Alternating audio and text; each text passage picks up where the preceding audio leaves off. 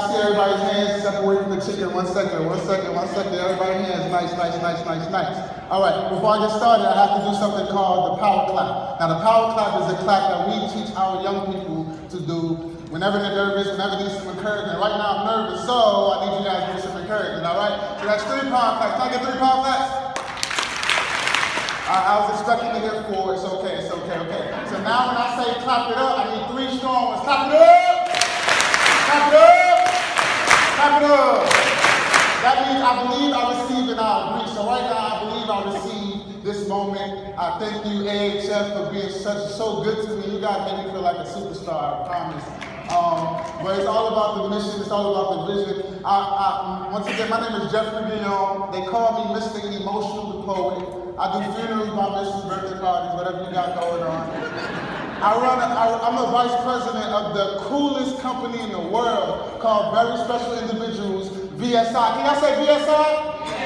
You can find us at wearevsi.com. We have everything you need from I'm a published author, from books, t-shirts. We're doing a great sponsorship for the flood relief. And I just want you guys to look us up, wearevsi.com. We promote quality education and entertainment. That's edutainment. So that's what won me this competition. When I heard the competition going on, I said, you know what? You can't not win with you gotta win with edutainment. And I knew if I brought the quality education with my poetry, with the entertainment, that this would be a success. And people laugh at me. My friends laugh at me. They say, well, you got a degree in public health, but you want to be a poet? And they laughed at me, right? But now look how it works, where I can bridge the gap with public health and poetry as a way to bring awareness. And I was driving over there. Awareness is the key thing. Where my public health professionals at? Because awareness leads to 2 things, either prevention or treatment. Am I right about it? Y'all should be talking that up right now. So this is just what you get ready. You get ready to be edutained, okay? So snap your fingers with me. All right, so when I say poetry good, you say all the time. When I say all the time, you say poetry good. Now I need energy. It's not going to work if I don't get no energy, all right? So we say poetry good. I say all the time. I say poetry good. I say all the time. Hands up, I am just a messenger. Please don't shoot. I know everybody's excited about the Confederate flag coming down here in South Carolina, but I'm here to talk about another issue. An issue that affects all races, all genders, and all ages in most cases. I'm talking about the disease you see out on the street. Some people call it the lynching. I even heard someone refer to it as the silent killer. You may know it to be called HIV/AIDS, and I came here to tell you today that it is real. It is a real deal. It is a real issue, and if you ask me, if you ask Mr. E Poetry, I'm going to let you know that it is a civil rights issue. When they say what? And I say yes. Because anyone who's been diagnosed with the disease of HIV not only have to live with the disease, but live with the stigma and the discrimination that comes with it. You should not lose your job and your friends because you told them you were HIV positive. You see, we all know HIV/AIDS is not a game and it's nothing to play with, but we also need to understand it's not a punishment either.